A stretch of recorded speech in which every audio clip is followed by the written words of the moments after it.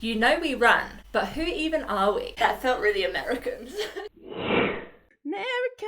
Today we're sharing our stories, how we got into running, the highs and the lows, who we are beyond running. We want you guys to feel like you really know us and know our background stories, because running is only a part of it. We have lives outside of running. Let's start at the beginning, Lindsay. When did you start running? How did you get into running? Yeah, so I started running primarily because my mom got me into it. So she was a professional marathoner. I kind of followed in her footsteps, and of course she wanted to get me into running at a young age. So I think I did my first race when I was probably like 5 or 6, one of those like not legit races. My actual race was probably when I was 10 or 11. I raced a like USA Junior Olympic cross country meet in Reno. That was when I really started running, but I really started to love it, I think, in middle school. What about you? Because obviously the UK is a bit different. Yeah, so I started about the age of 12. I've always been really sporty, loved sports day, and had done a long distance run in sports day, which is literally 3 laps of the field, which was probably like 1K total. Yeah. The most. It felt like the longest thing at the time.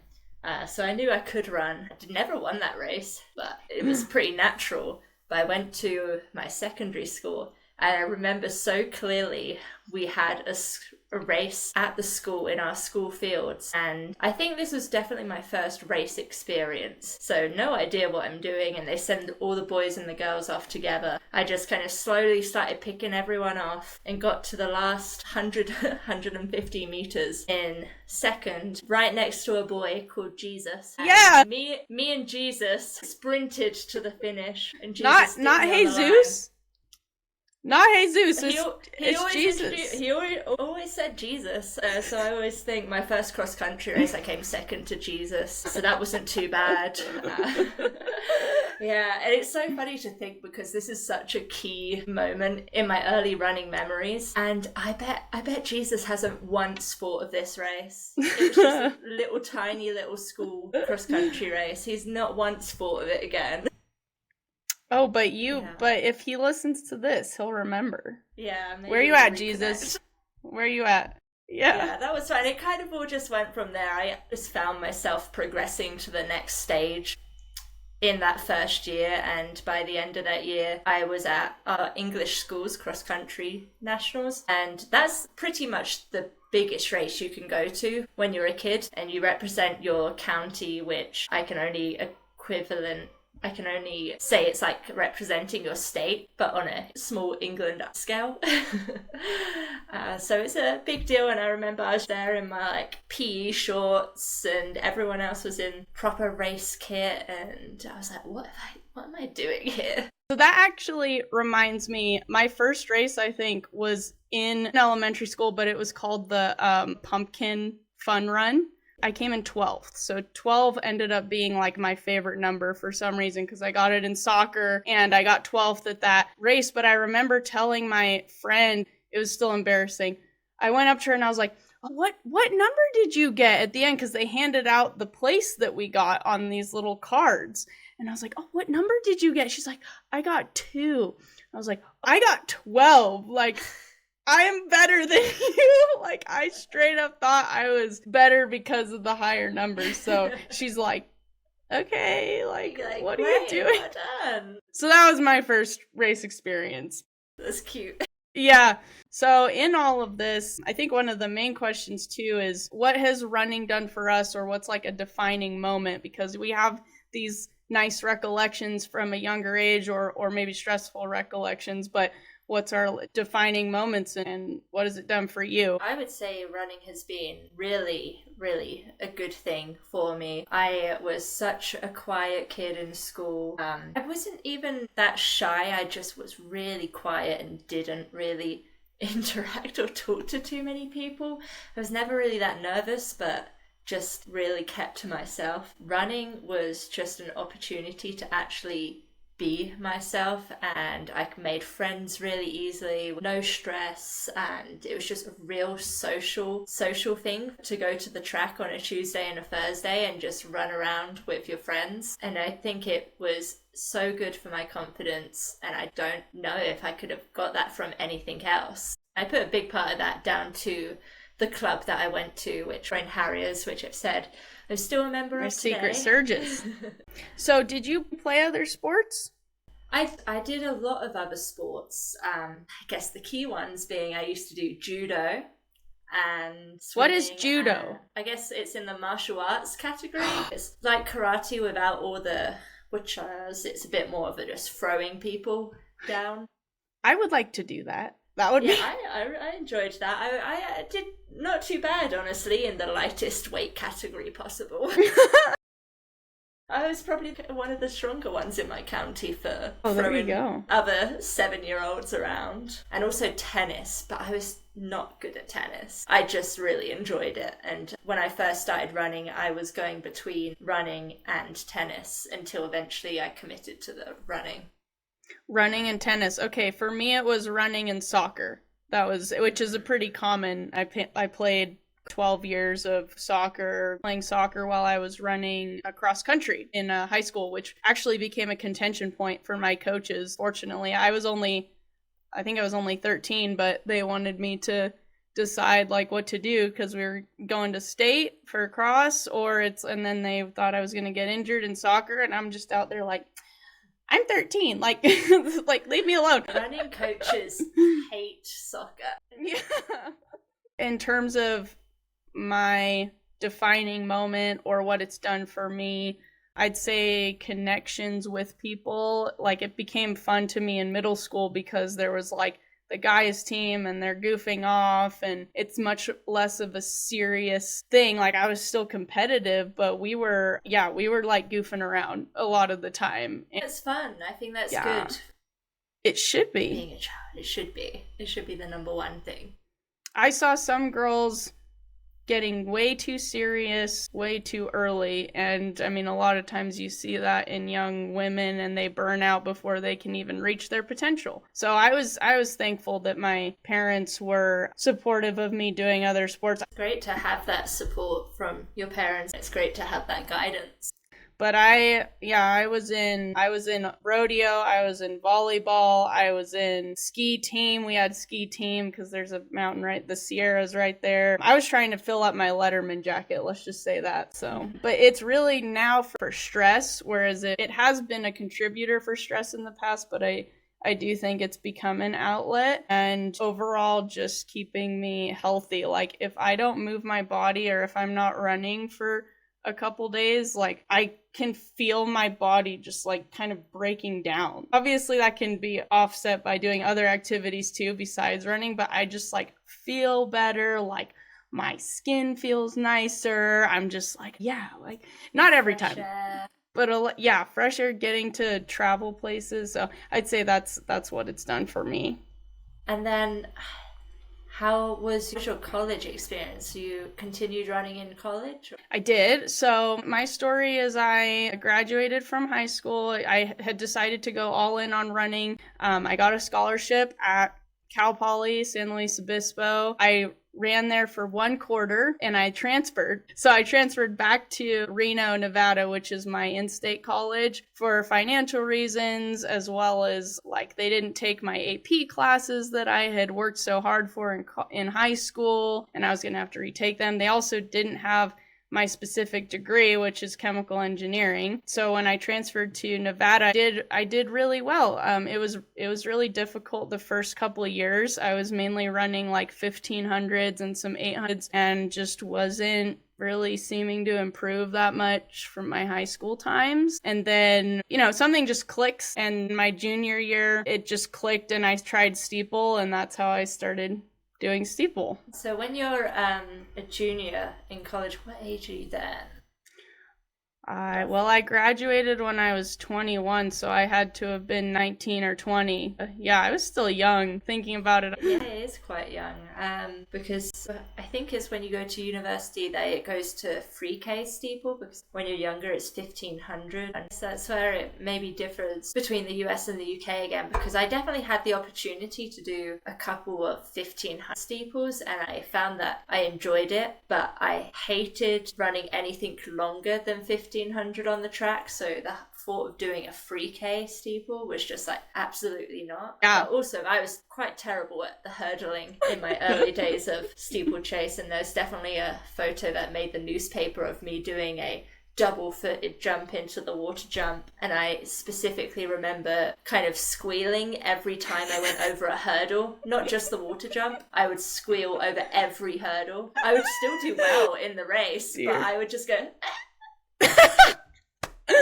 Oh my gosh. Do you have a video of that? Can we get a video? I don't, but I remember one of my friends, she came first in the race, I came second, and she was like, were you okay?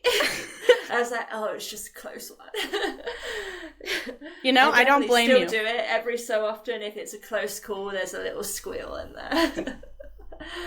Yeah. Completely understandable. Completely. It's scary. It's still scary. So I started at St Mary's University in the UK for my undergrad. Stayed there for 3 years, graduated, and then I went into part-time work, really pushing to get into the field I wanted to be there, and found that I was kind of not to get where I wanted in my work, I would have to go back to university, and my running was also taking a hit. So I made the decision to go to the US because all these scholarship opportunities had come up, and I moved to Queen's University of Charlotte in North Carolina, and again had no desire to do a 3K, no desire to do a 5K, but had probably the worst year of my life running times. I really enjoyed my time in the US, but my running really took a hit in that first year, and I was going from running a 9:58 3K, just 3K flat, not a steeple, to a 10:30, and 10:30 was the quickest I could do. Wow. So I took a big hit. I needed something to get me to take it a bit more seriously, and I think it was almost COVID was a good reset. Loved running, but I also love winning and I love competing, and I wasn't doing that side of it. It took the break of COVID to really focus and have a good circle of people around me to go back once schools reopened. I went back in and I was much fitter, I was in a much better headspace, and I went to my coach and I was like, I want to try the steeple. I had an Achilles injury at the time. He was like, that's the worst thing you could have chosen. And I was like, I'm going to do it. I'm going to make it. And I was in that athletic training room every day working on this Achilles. And I went and did my first steeple race. I guess for me it would have been at age, I want to say it was more like age 23. When you did your first steeple? It was in my second year of being at Queen's as a master's student. So you were in school during that COVID year then? Initially, and then they kicked everyone off campus and I moved to Colorado. I had the choice of going home to London or to go to Colorado and Boulder. And it was such a known running hub. And I was like, honestly, when else am I going to have an opportunity to go live in Boulder sounds better than being locked away in London. I actually, in college, I almost quit.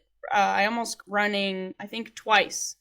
So I had an experience where I was studying chemical engineering. That was my degree. And I was extremely stressed out, and my teachers were not supportive of my athletics. They didn't understand, and I wasn't picked to go to the conference meet, and so I was like, okay, good. I don't have to reschedule my final with my teachers, thank God. And then I get a call because one of my teammates dropped out. They're like, oh, you're going to go to conference and run the 1500. I was like, nope.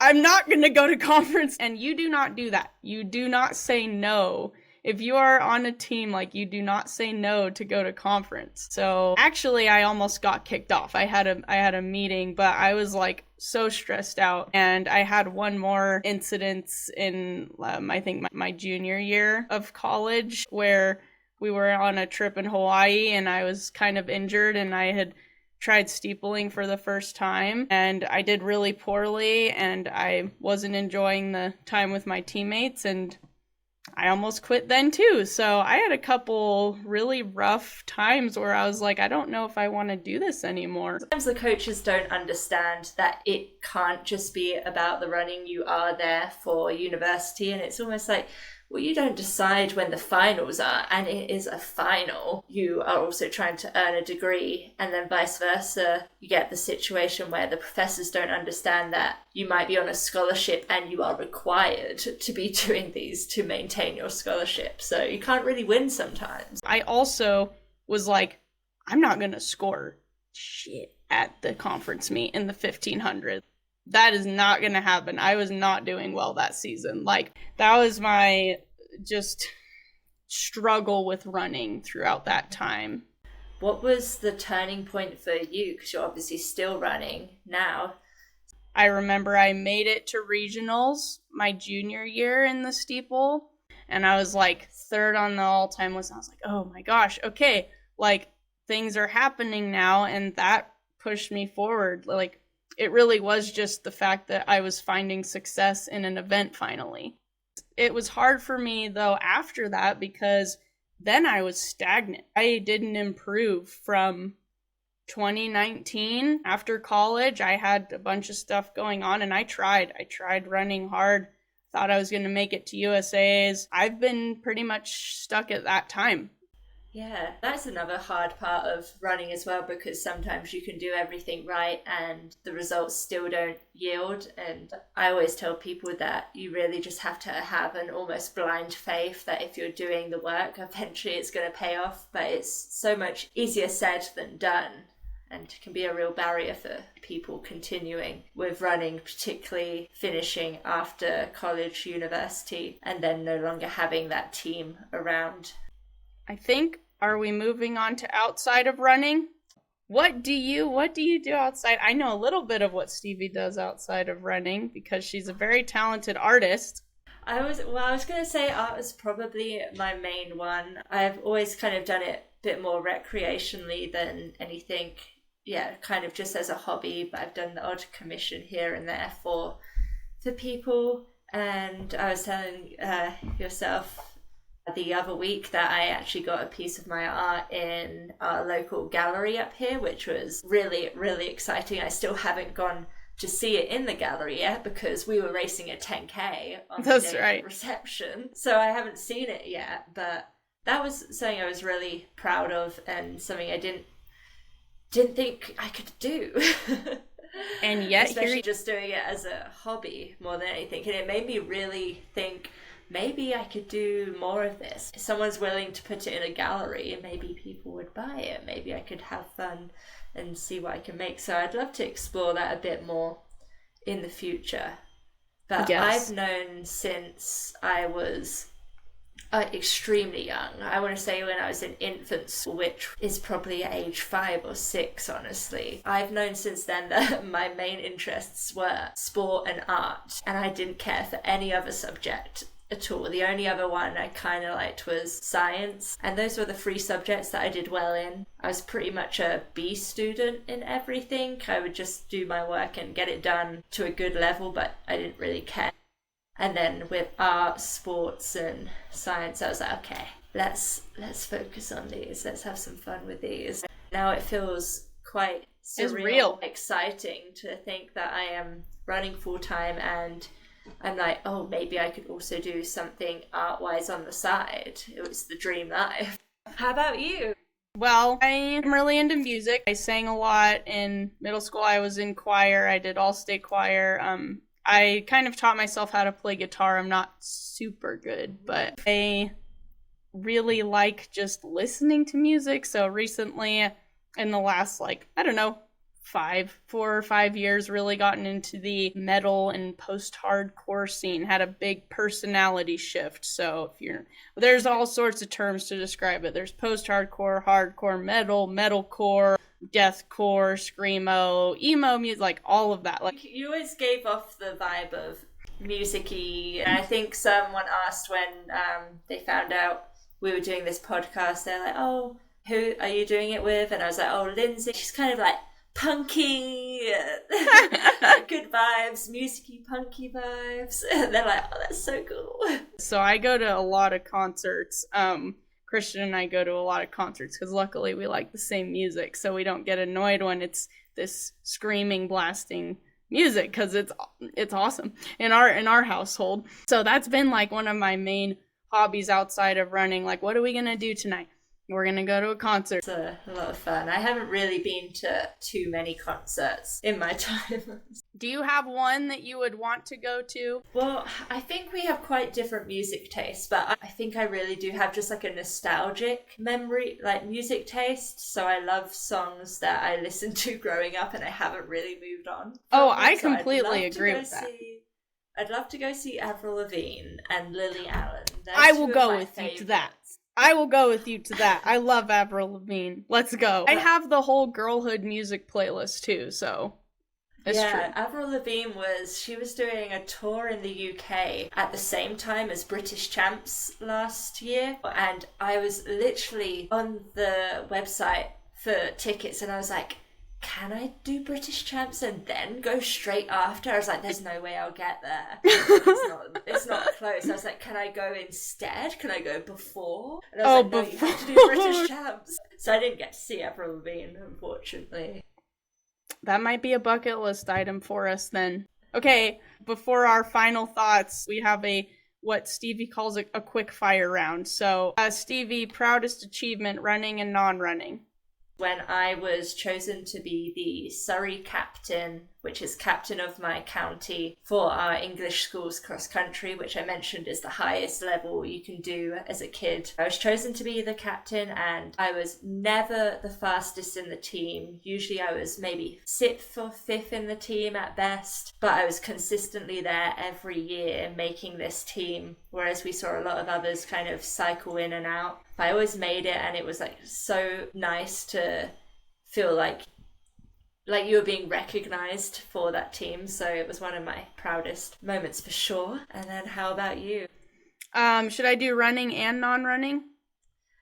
Do running first and then we'll go non-running. Yeah. Running I kind of already said, but I think proudest achievement was definitely 3rd at the Mountain West Conference. Like I said, 10:03 or 4, got that 3rd place right behind some really stud athletes. Non-running. When I was at Queen's University, I was really quite good at putting myself out there for roles that I wanted to work in. I was really interested in sports communications and marketing. And for someone that's always been quite nervous to put themselves out there, I was really asking, can I volunteer with this group, or can I do this photography for the sports teams? I got to join Charlotte FC in their inaugural year, their first year of soccer, and which is a big MLS team now. Okay. I got to join them in the press box and shadow them in a really elite football scene, which I loved doing, and I just think was really good for my development as a person. Non-running proudest achievements, there were 2. I climbed with my dad this route in Yosemite called the Royal Arches, and it is a multi-pitch climb. It's a pretty tough climb, at least to begin with, and it takes all day. And I did that. I'm gonna put a picture of it or something, but it's called the Royal Arches, and that was huge for me. Because that's what we did. We climbed over summer. And I was valedictorian at my high school, and I worked really, really, really hard to get that. And I took so many AP classes because people said, you can't take all these AP classes, and you can't do it if you're also in a sport. It can't be done. And I was like, Yes, Watch you can. me. Shut Like, up. I'm gonna do it. Okay. Pre-race hype song. I'm Yeah. assuming you've got a good one. You go first. I want to hear yours. So I guess my go-to is, I think it's Fighter by Christina Aguilera. Ooh, Makes me Christina. work stronger, makes you work a little bit harder. That one. Ooh. Mine is so obscure, but there is an album by Pierce the Veil called Collide with the Sky, but it is 2 songs. It is the first song, because the first song is an intro thing where it's like leads into the second song. So those 2 songs put together are the biggest like hype for me, and I got to see it live last year. That's so really cool. Okay, dream non-running job. I'd basically just want to be the social media manager for like a Premier League football club. My degree before was in sport rehabilitation, so a lot more being pitch side, physio, and that kind of care. And I found that I couldn't handle the stress very well of being like the number one person responsible for this injury or this person's life, because if there's a medical emergency, you're the number one person in charge. But I loved the environment of being down there, so I would love to just be taken out of the medical situations and be a bit more of the fun social media creative side. For a football club would be the dream.